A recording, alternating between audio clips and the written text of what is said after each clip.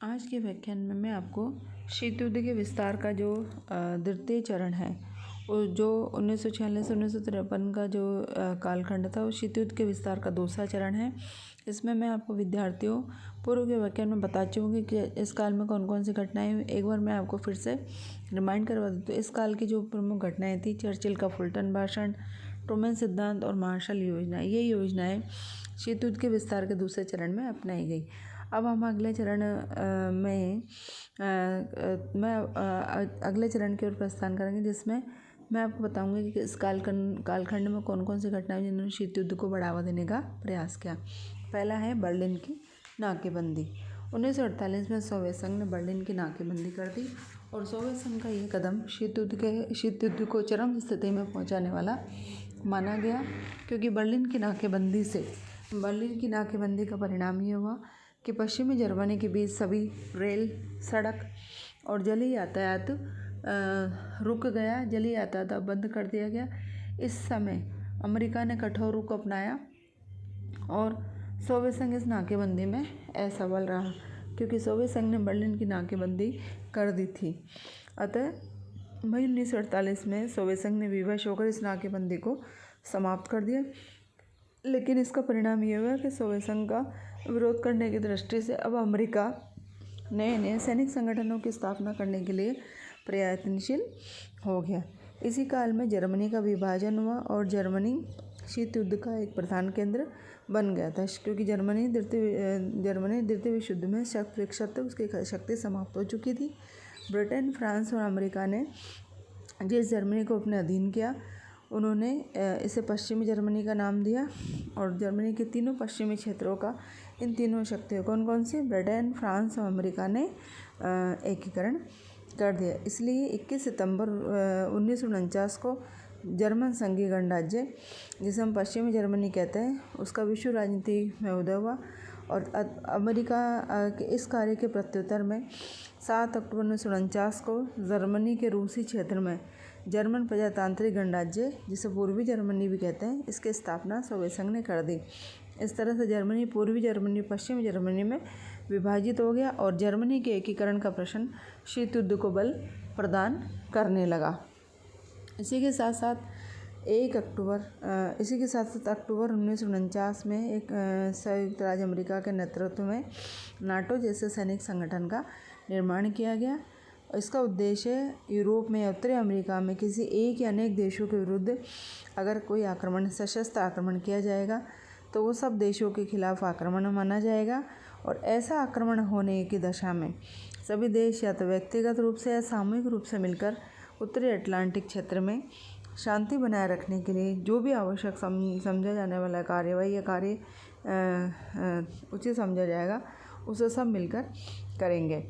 इस तरह से North Atlantic Treaty Organisation America द्वारा बनाया गया सैनिक संगठन या उत्तरी अटलांटिक संधि संगठन था। इसका उद्देश्य सोवियत संघ को स्पष्ट चेतावनी देना था कि यदि उसने इस संधि पर हस्ताक्षर करने वाले किसी देश पर आक्रमण किया तो संयुक्त राज्य अमेरिका तत्काल उसकी सहायता करेगा। इसी के साथ साथ 1 अक्टूबर 1949 को चीन में साम्यवादी शासन स्थापित हुआ और साम्यवादियों की इस विजय से सोवियत संघ के उत्साह में बहुत वृद्धि हुई और इसी तरह से चीन सुरक्षा परिषद का एक स्थायी सदस्य बन गया।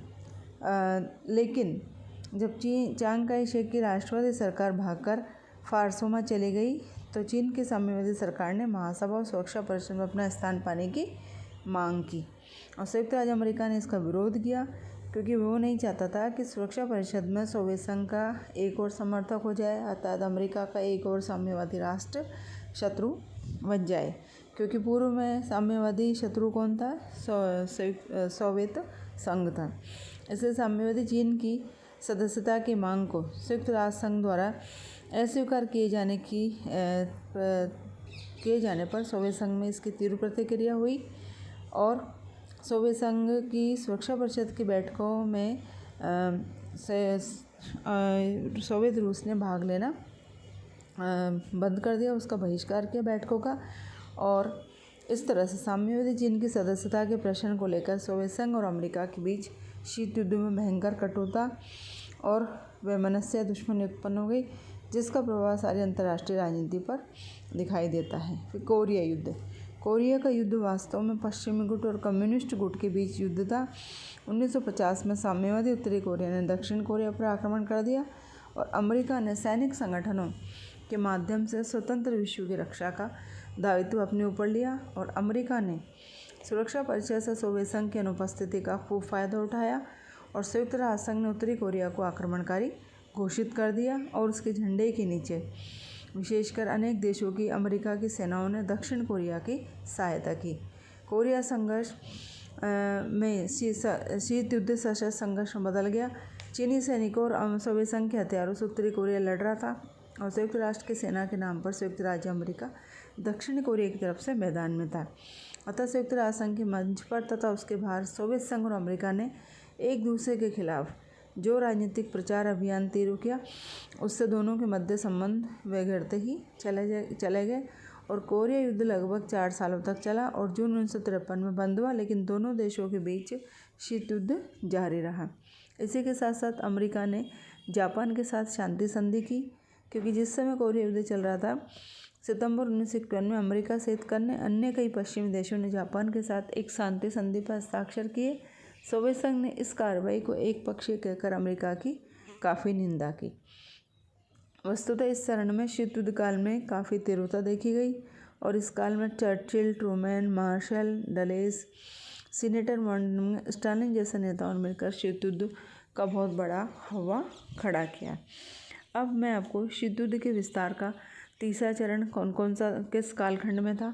1953 से 1959 के मध्य विद्यार्थी शीत युद्ध के विस्तार का तृतीय चरण माना जाता है। इस काल में शीत युद्ध की गर्मी में ठंडापन आया, क्योंकि 1953 में रूसी नेता स्टालिन की मृत्यु हो गई थी और स्टालिन बहुत अड़ंगेबाज था। उसकी नीतियों को शीत युद्ध का बहुत बड़ा कारण माना जाता था। यद्यपि स्टालिन ने पश्चिमी राष्ट्रों के साथ कूटनीतिक संबंध स्थापित करने का भी प्रयास किए, लेकिन वह बहुत अधिक अड़ंगेबाज था और उसके लिए यह मुश्किल था कि वह पश्चिमी राष्ट्रों के साथ, विशेषकर अमेरिका के साथ सौहार्दपूर्ण संबंध स्थापित करें। और स्टालिन की मृत्यु के बाद ख्रुश्चेव ने सोवियत संघ के नेता ख्रुश्चेव बने और उन्होंने ख्रुश्चेव ने शांतिपूर्ण सहअस्तित्व की और समझौतावादी नीति पर बल दिया। अतः इस कालखंड में कौन सी घटनाएं हुई जिन्होंने शीत युद्ध की राजनीति में थोड़ा गर्मी में कमी लाने का प्रयास किया। और इसी समय अमेरिका में ट्रूमैन के स्थान पर डोनाल्ड आइजनहावर अमेरिका के राष्ट्रपति बने। इस काल की कुछ घटनाएं इस प्रकार हैं। पहला था सोवियत संघ द्वारा आणविक परीक्षण। जैसा कि इस काल में 1953 में सोवियत संघ द्वारा प्रथम आणविक परीक्षण किया गया। इससे अमेरिका आशंकित हुआ और दोनों पक्ष निशस्त्रीकरण को अपनाना जरूरी समझने लगे। इसी तरह हिंद चीन का प्रश्न उत्पन्न हुआ। फ्रांसीसी साम्राज्यवाद के विरुद्ध हिंद चीन में चलने वाले संघर्ष में दोनों गुटों ने अलग अलग पक्षों का प्रचार किया। अमेरिका ने फ्रांस का सहयोग किया तो सोवियत रूस ने हिंद चीन के लोगों का समर्थन किया। इस तरह हिंद चीन की समस्या शीत युद्ध का अनिवार्य अंतिम भाग बन गई। सीटों का निर्माण हुआ इसी कालखंड में, अर्थात दक्षिण पूर्वी एशिया में कम्युनिस्ट चीन के साम्यवादी शासन का या साम्यवादी प्रसार को रोकने के लिए चर्चिल ब्रिटिश प्रधानमंत्री ने संयुक्त राज्य अमेरिका के सामने ये प्रस्ताव रखा कि दक्षिण पूर्वी एशिया के लिए नाटो जैसे एक संगठन का निर्माण किया जाए।